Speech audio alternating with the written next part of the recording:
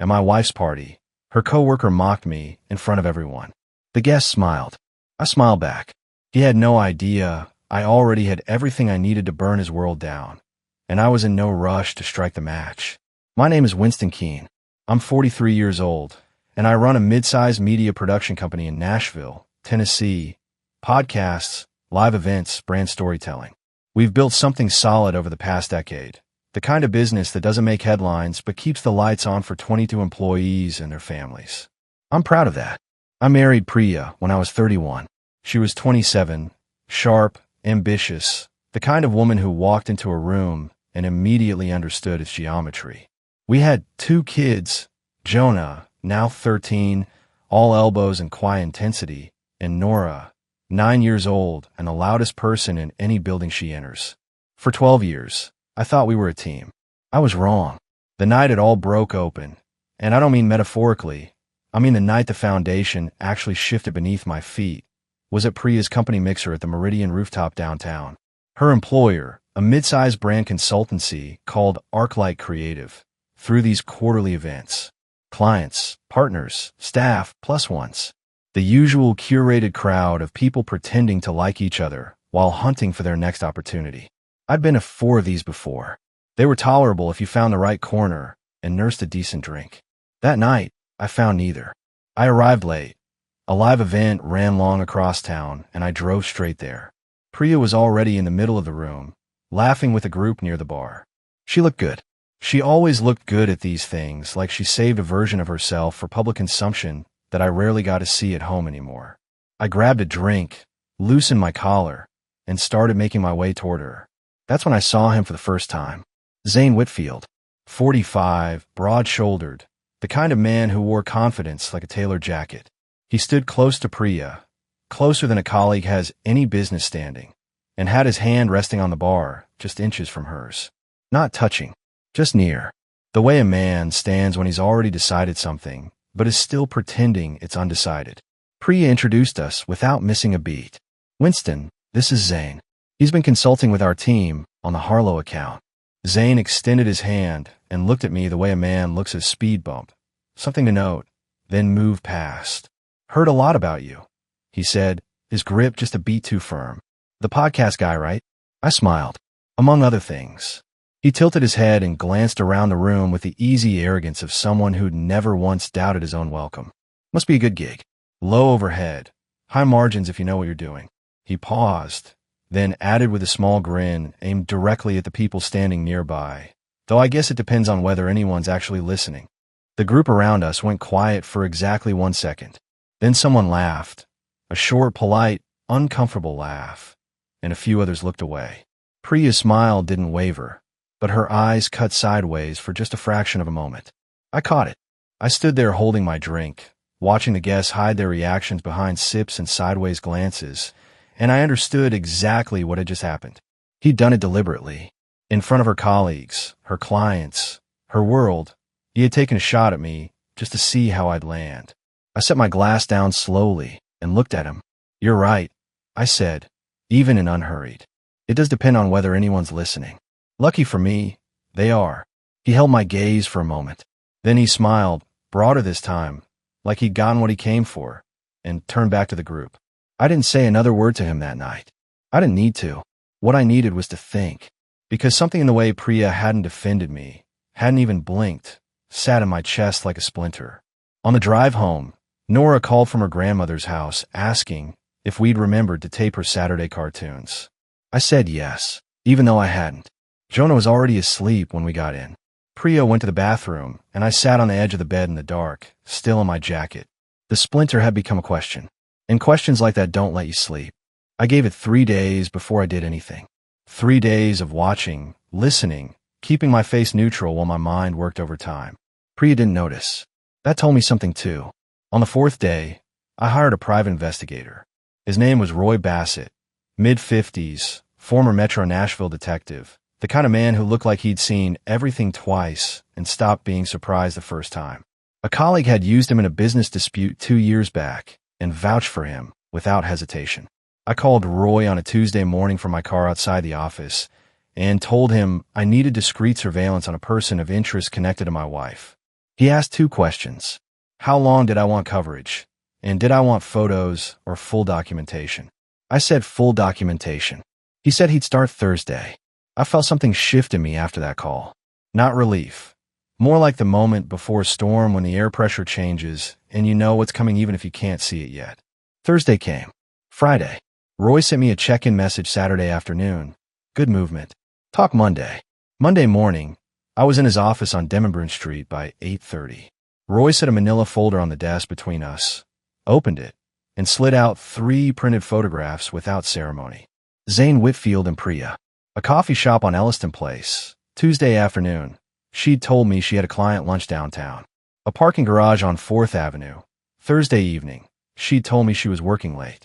And the third photo, the one that closed the door on every remaining doubt I had, the two of them at what looked like a hotel lobby bar, Friday night, while I was home helping Nora with a school project on the water cycle.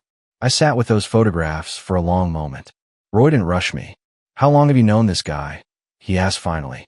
Met him 10 days ago, I said. He works with her firm. Roy nodded slowly. He's been careful. Mostly. But not careful enough. He tapped the folder. There's more in there. Phone records from a data request. Some financial stuff you might find interesting. I looked up. Financial. Roy leaned back. Your wife made several transfers in the last 4 months from a joint account. Small amounts. 800 here, 1,000 there. To a business consulting invoice. Vendor listed as ZW Advisory Group. I stared at him. ZW, I said. Zane Whitfield, Roy confirmed, and his expression didn't change at all. I drove back to the office with the folder on the passenger seat and my jaw tight enough to ache. She hadn't just been seeing him. She'd been funding him. Out of our money. The anger that came up wasn't hot. It was cold and very, very clear. That afternoon I called my attorney, Douglas Holt. Doug was 61, methodical, and had handled 2 of my business contracts and 1 trademark dispute over the years. He was not a family lawyer by trade, but he knew everyone who was. Within the hour, he'd refer me to a colleague who specialized in asset protection and divorce proceedings. And by end of day, I had an appointment for Wednesday. But before Wednesday, something happened that changed the shape of everything. I came home that evening to find Nora sitting at the kitchen table doing homework, and Jonah parked on the couch with his headphones on. Normal enough. What wasn't normal was the voice I heard coming from Priya's home office down the hall. Low, easy, unmistakably male. I walked to the doorway. Priya was on a video call, laptop open, back half turned to the door. On the screen, Zane Whitfield, in what looked like a home office, relaxed and smiling. She sensed me before she heard me. Her shoulders stiffened. I'll call you back, she said to the screen, and closed the laptop in one motion. She turned in her chair and looked at me with an expression I'd never seen on her before. Not guilt, exactly. More like calculation. Like she was already 3 moves ahead and deciding which one to play. Work call, she said. I didn't answer. I looked at the closed laptop, then back at her. Dinner's in 20 minutes, I said, and walked back down the hall.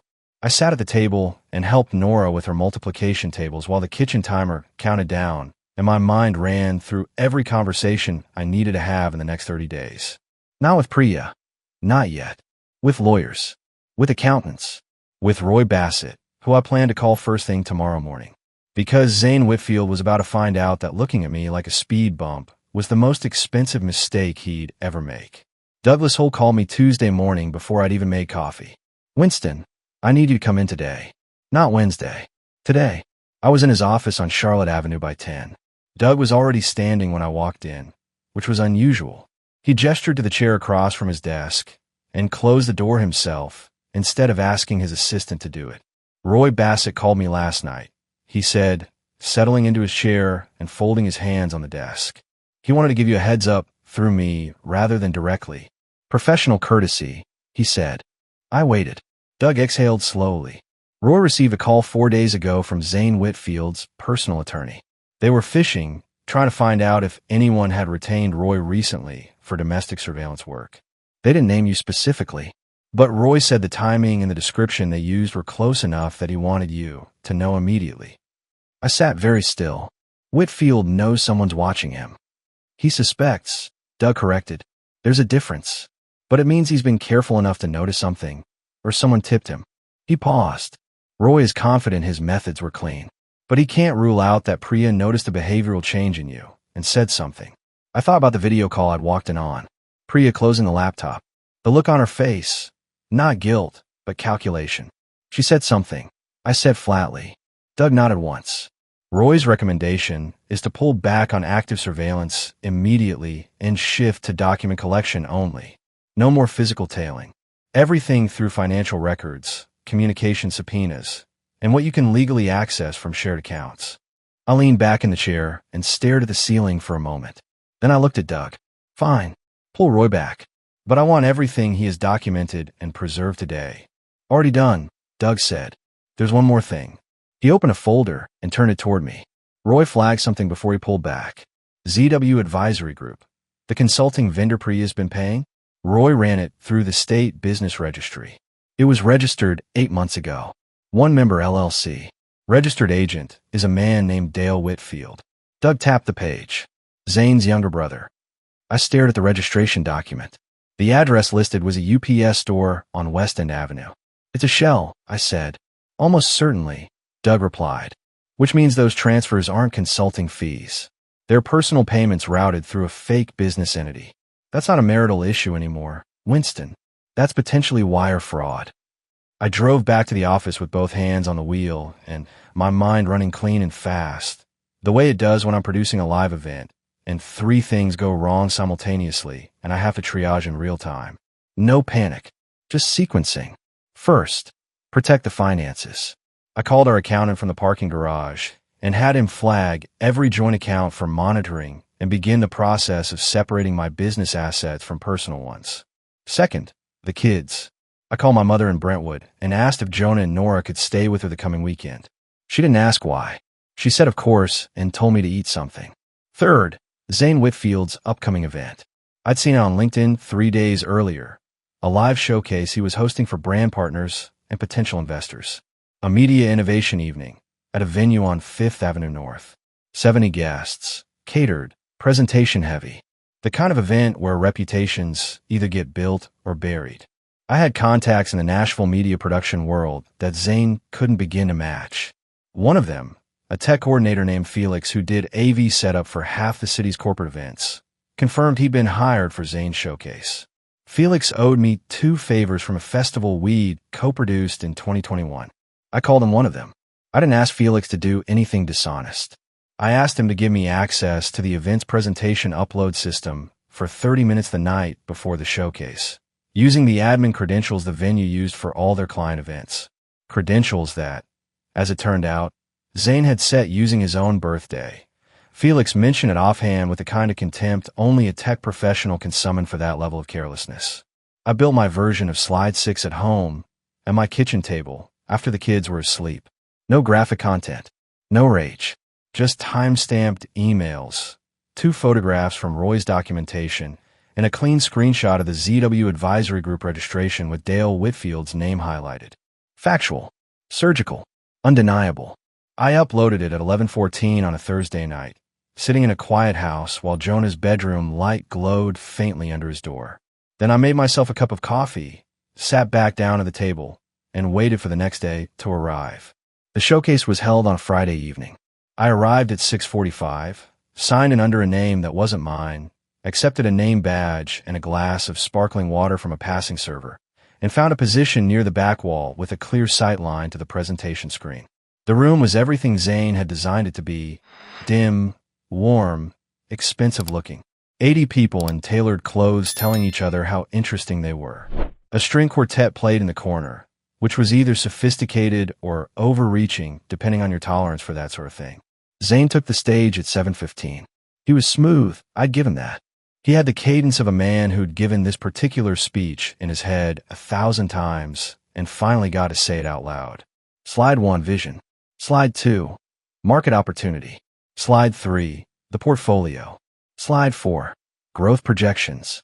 Slide 5, client testimonials, all glowing, all carefully selected. Then slide 6. The transition happened mid-sentence. Zane was saying something about strategic partnerships when the screen behind him changed. The room shifted in the way rooms shift when the temperature drops suddenly. Not dramatically, just noticeably. A few people leaned forward. Someone in the third row turned to the person beside them. A woman near the bar stopped mid-sip. I watched Zane turn, watched him read the screen, watched his posture change in real time, the shoulders dropping a fraction, the jaw setting, the easy confidence draining out of him like water through a broken seal. In the front row, a silver-haired man in a dark suit stood up without a word, buttoned his jacket, and walked toward the exit. I'd done my research.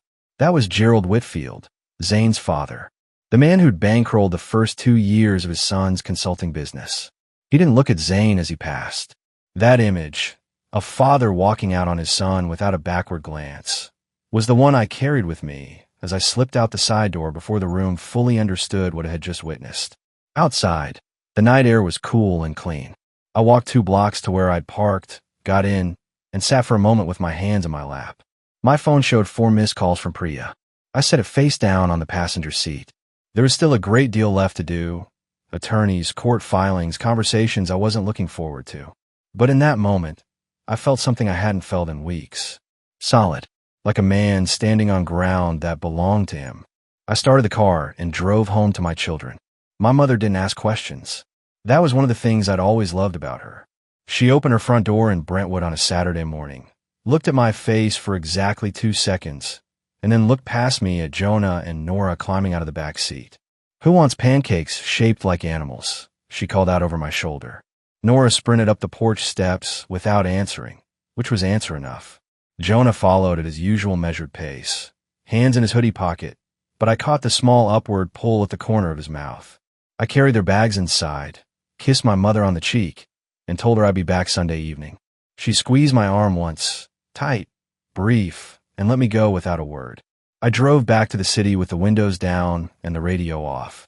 The apartment I'd rented 3 days earlier was a furnished 2-bedroom on the east side of town, the kind of place that smelled like new carpet and other people's decisions. Not home, but it was mine, and right now that distinction mattered more than comfort. I spent Saturday morning at my desk with every financial document I'd gathered spread across the table in front of me. Account statements going back 18 months. The ZW Advisory Group registration. Roy Bassett's full documentation package. A printout of every transfer Priya had made that I could trace, totaling $4,200 across 7 transactions. Small enough to go unnoticed. Large enough to matter. I photographed everything, encrypted the files, and sent copies to Doug Holt's secure server. Then I called him. "The fraud angle," I said when he picked up. "How solid is it?" Doug was quiet for a moment. "Solid enough to raise in proceedings. Wire fraud through a shell entity is a serious charge. Whether the DA pursues it is their call, but the documentation makes a compelling case." He paused. "How are you holding up?" "Fine," I said. "What do I need to do next on the custody side?" He referred me again to his colleague, a family attorney named Patricia Vane, who I'd spoken with once already. I called her next. Patricia was direct and unhurried, which I appreciated. She told me to begin a detailed log of my parenting involvement, dates, activities, who was present, and to do it going back as far as I could accurately remember. She also told me something that landed harder than I expected. "If she moves to restrict your access before you file," Patricia said, "it becomes a longer road. File first. File Monday." I filed Monday. That Sunday, I drove out to my mother's house to pick up the kids. Nora ran out to the car with a crayon drawing she'd made for the new apartment. A house with a crooked chimney and 4 stick figures out front, one of which appeared to be holding a microphone. She told me that one was me, because I make podcasts. I folded it carefully and put it in the glove compartment. Jonah waited until Nora was inside before he spoke. He leaned against the passenger door with his arms crossed and looked at me in the flat, evaluating way he had that sometimes made me feel like I was being interviewed. "Dad," he said, "are you and Mom getting divorced?" I looked at him directly. He deserved that much. "I don't know yet," I said. "But things are changing, and I want you to hear from me that none of it is your fault, and none of it changes anything about you and me." "Understood." He held my gaze for a long moment. Then he nodded once, pushed off the door, and got in the car. I stood there for a second before getting in myself. 13 years old, and already carrying himself like someone who'd made peace with hard news. I didn't know whether to be proud of that or grieve it. I chose both. The call started on a Tuesday. First, it was a brand partner I'd worked with for 3 years, a mid-size outdoor gear company that had renewed their podcast sponsorship with us twice. Their marketing director, a usually warm woman named Cheryl, called to say they were pausing the renewal conversation. She sounded uncomfortable. When I pressed her gently, she admitted that someone had reached out to their team with concerns about my professional stability and recent erratic behavior. She wouldn't say who. I thanked her calmly, ended the call, and sat in my office with the door closed for about 4 minutes. Then I called Roy Bassett. "I need you back on," I said. "Different scope. I want to know who Zane Whitfield has been contacting in my professional network in the last 2 weeks." Roy said he'd see what he could find through legitimate channels. LinkedIn activity, mutual contacts willing to talk, any documented outreach that could be traced. He called back within 48 hours. Zane had contacted 4 people in my professional circle. 1 podcast host I co-produced with for years, 2 brand partners, and a venue manager I used regularly for live events. The message varied slightly in each case, but carried the same spine. Winston Keene was going through something personal that was affecting his judgment, and they might want to reconsider any upcoming commitments. He hadn't used his own name in all of them. 2 of the outreaches came through a third party, a mutual contact type arrangement designed to look like organic concern rather than deliberate sabotage. It was sophisticated, and it made me genuinely angry for the first time since all of this started. I spent 2 days building a defamation file. Every contact Zane had reached out to, I called personally. I didn't attack him.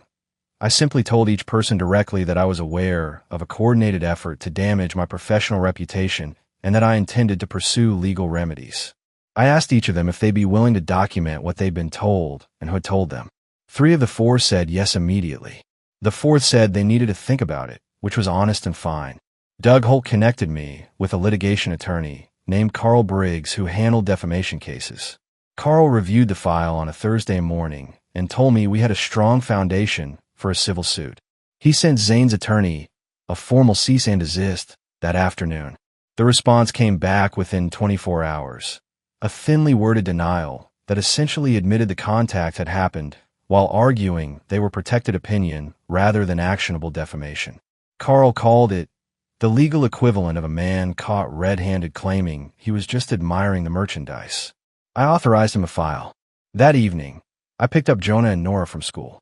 On the drive home, Nora told me in exhaustive detail about a disagreement she'd had with her best friend over which animal would win in a race between a cheetah and a motorcycle. Jonah stared out the window and occasionally offered a single-word verdict when asked. Normal. Mercifully, stubbornly normal.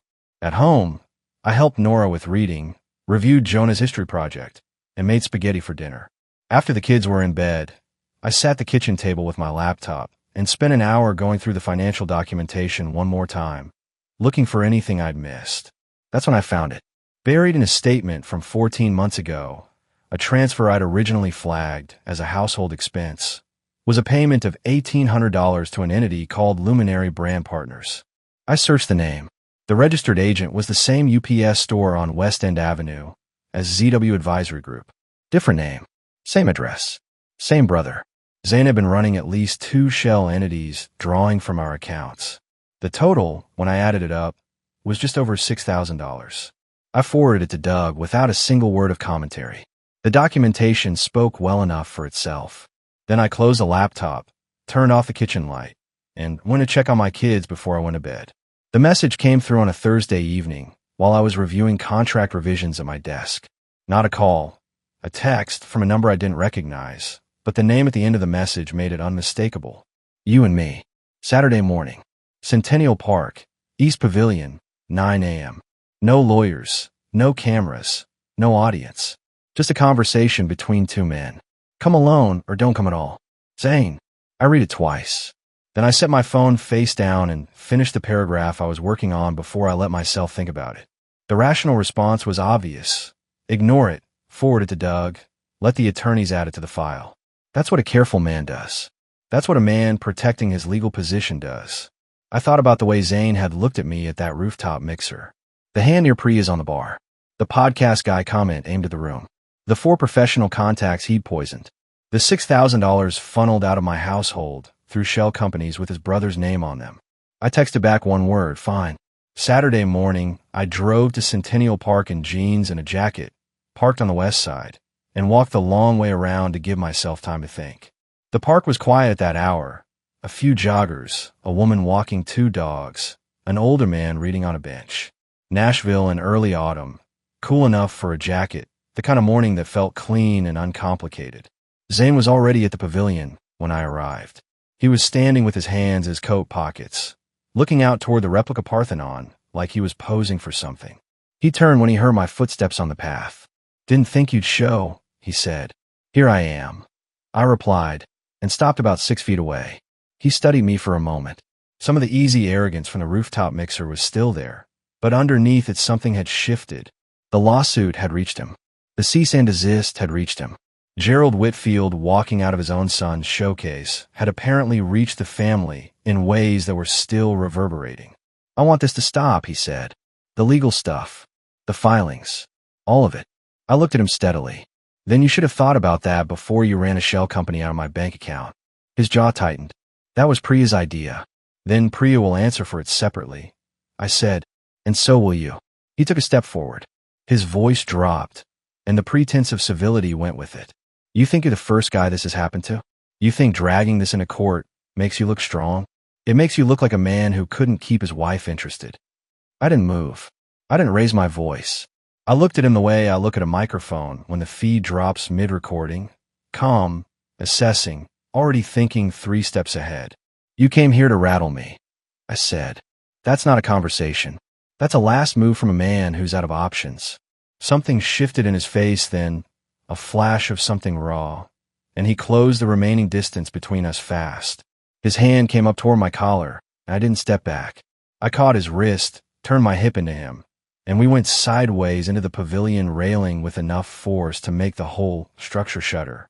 It lasted maybe 8 seconds. A jogger who'd been coming up the path shouted something and broke into a run toward us. An older man from a nearby bench was already on his feet, moving our direction. Zane and I separated. Not because either of us was done, but because 2 people were suddenly between us with hands out, voices raised, asking what was happening. Zane straightened his jacket. A small cut at the corner of his lip was already showing. He looked at me across the 2 people standing between us with something I hadn't seen on his face before. Not amusement, not contempt, just the flat recognition of a man who finally understood he'd miscalculated. "We're done here," I said to the jogger and the older man. "Thank you." I turned and walked back up the path the way I'd come. My knuckle was scraped where it had caught the railing. I flexed my hand twice and kept walking. By the time I reached my car, my phone showed a missed call from Doug. I called him back immediately and told him exactly what had happened, start to finish, without omission. He listened without interrupting. "The text message constitutes evidence of him initiating contact," Doug said when I finished. "Document the physical contact in writing today, photograph your hand, and send it to me. Don't contact him again under any circumstances." "Already planned," I said. There was a brief pause. "Winston, are you all right?" I looked out through the windshield at the park, at the jogger who'd intervened, now stretching against a bench 50 yards away, at the ordinary Saturday morning continuing around me like nothing had happened. "Yeah," I said. "I'm all right." And I meant it. The custody hearing was set for a Tuesday morning in October, 3 weeks after the Centennial Park incident. By then, the defamation suit against Zane was filed, the fraud documentation had been handed to Doug for potential referral to the DA's office, and Patricia Vane had assembled what she described as a thorough and compelling parenting record on my behalf. Priya had retained her own family attorney, a man named Stuart Colby who had a reputation for aggressive pre-hearing maneuvering. True to form, Colby submitted a supplemental declaration 4 days before the hearing claiming I had been volatile and threatening in recent weeks and citing my behavior as grounds for limiting my parenting time. Patricia read it to me over the phone in a tone so deliberately neutral that I could tell she was working to contain her own reaction. "He's going to put a witness on the stand," she said, "a woman named Donna Fielding. She's listed as a friend of Priya's who claims to have witnessed you speaking aggressively to the children at a school pickup in September." I sat very still. September. I ran through every school pickup in September in my head like a film editor scrubbing through footage. "That didn't happen," I said. "I know," Patricia replied. "So let's prove it." What Donna Fielding apparently hadn't considered was that Jonah's school had recently installed exterior security cameras covering the pickup lane. Patricia submitted a formal request for the footage through the school's administrative office. The principal, a methodical woman named Dr. Karen Foley, reviewed the request, confirmed the footage existed and was retained for 90 days, and provided it with quiet efficiency. The footage showed me at pickup on every date in September. Calm, present, Nora climbing into the car and immediately talking. Jonah adjusting his backpack straps before getting in the exact same way every single time. No raised voices. No aggression. Nothing resembling what Donna Fielding had described. Patricia also presented 12 months of school event attendance records. Jonah's teacher's written statement describing me as consistently engaged and supportive, and Nora's pediatric appointment log showing I had accompanied her to 4 of the last 5 visits. The hearing itself was held in a quiet courtroom on a gray Tuesday morning. Priya sat at the opposite table in a charcoal blazer, her expression composed. We didn't look at each other when I entered. Donna Fielding took the stand and described the alleged incident with the rehearsed specificity of someone who'd been coached. Patricia's cross-examination was methodical and unhurried. She established the date, the time, the specific location. Then she asked Donna whether she was aware that the school had installed exterior cameras covering the pickup area. Donna blinked. I wasn't sure about that. Patricia submitted the footage. The judge, a compact woman named the Honorable Frances Aldridge, watched it in full without expression. Then she looked at Donna Fielding for a long moment without speaking. Colby objected to the footage on procedural grounds. Judge Aldridge overruled him in a tone that suggested she found the objection unpersuasive and mildly irritating. When Donna stepped down, she didn't look at Priya. Patricia presented the full parenting record. Colby attempted to reframe several entries as evidence of overcompensation following marital breakdown, which Judge Aldridge acknowledged and then set aside with a single sentence. Engaged parenting is engaged parenting, counsel, regardless of its timing relative to marital proceedings. Colby's face didn't change, but something behind his eyes went flat. The ruling on temporary custody came down 40 minutes after the hearing concluded. Primary physical custody to Winston Keene, pending full proceedings. Scheduled parenting time for Priya. A requirement that neither parent make changes to the children's school, medical, or extracurricular arrangements without mutual agreement or court approval. Patricia called me with the ruling while I was sitting in my car in the courthouse parking garage. I listened to her read it through and didn't say anything until she finished. Thank you, Patricia, I said. You build a strong record, she replied. That's why we won. I sat in the garage for a few minutes after we hung up, not celebrating, just absorbing. Jonah and Nora would come home to my apartment that evening. They'd eat whatever I made for dinner, argue about who got the remote, and eventually fall asleep in the rooms I'd set up for them with the specific furniture they'd each picked out from the store. That was what I fought for. Not the verdict. Not the vindication. Just that. It started with a phone call from Jonah. It was a Friday evening in late October, 3 days before what was supposed to be Priya's scheduled parenting weekend. I was in the middle of a production call with 2 of my editors when my phone lit up with Jonah's name. I excused myself immediately. Jonah didn't call me from his mother's house. He texted. Always.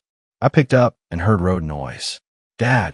His voice was low, controlled in the way he got when he was frightened, but didn't want to show it. We're in the car. Mama's a lot of bags in the trunk. She said we're going to Grandma Arena's in Memphis for the weekend, but she didn't tell you, did she? It wasn't a question. I kept my voice even. Where are you right now, bud? I-40 West. We passed the Bellevue exit like 5 minutes ago. Is Nora with you? Yeah. She's asleep. Okay. You did the right thing calling me. Stay calm. Don't let your mom know you called, and I'll handle it. I paused. Jonah, I'm proud of you. I heard him exhale. Okay, he said quietly, and ended the call. I was on the phone with Patricia Vane before I'd reached the front door of my apartment. Patricia had the duty judge's emergency line for exactly this kind of situation. She called me back in 11 minutes. 11 minutes that I spent standing in the parking lot of my building with my keys in my hand and my mind running through every option simultaneously. I have an emergency order, Patricia said. Judge Aldridge signed it. I'm sending it to Metro Nashville PD and the Bellevue precinct now. They'll intercept the vehicle.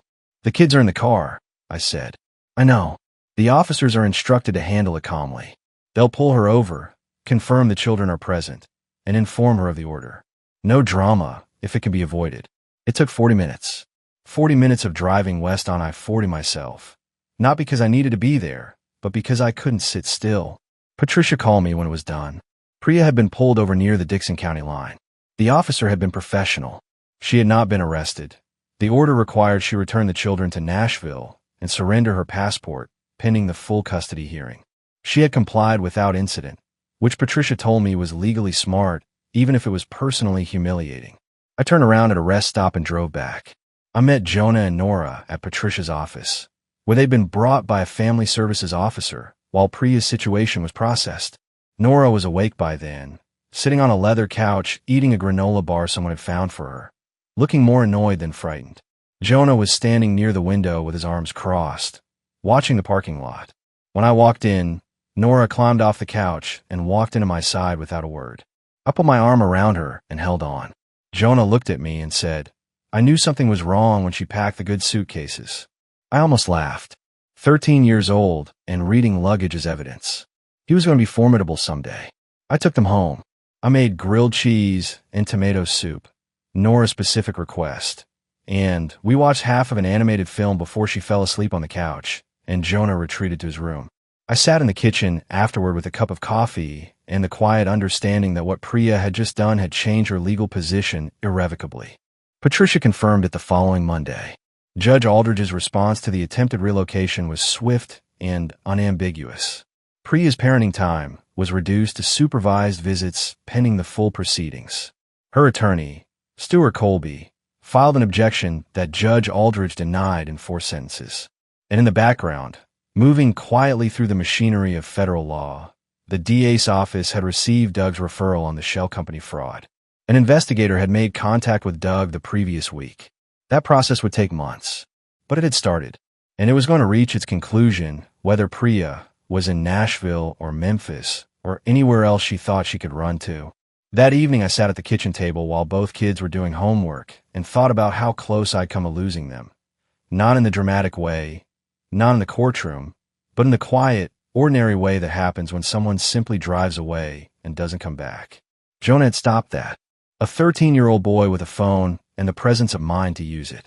I made a mental note to take him somewhere he'd actually enjoy. His choice? No agenda. He picked rock climbing. Of course he did. For months later, Nashville was cold and gray in the way it gets in February, when the city can't decide whether it wants to be southern or midwestern about winter. The fraud case against Priya and the ZW Advisory Group had moved into formal investigation. The DA's office had interviewed Doug twice and requested additional documentation from our accountant. Priya's attorney had advised her to stop talking publicly about anything related to the case, which meant the stream of increasingly erratic voicemails I'd been receiving had finally gone quiet. Zane Whitfield had settled the defamation suit out of court. Carl Briggs negotiated a figure that I put directly into a college fund for Jonah and Nora without announcing it to anyone.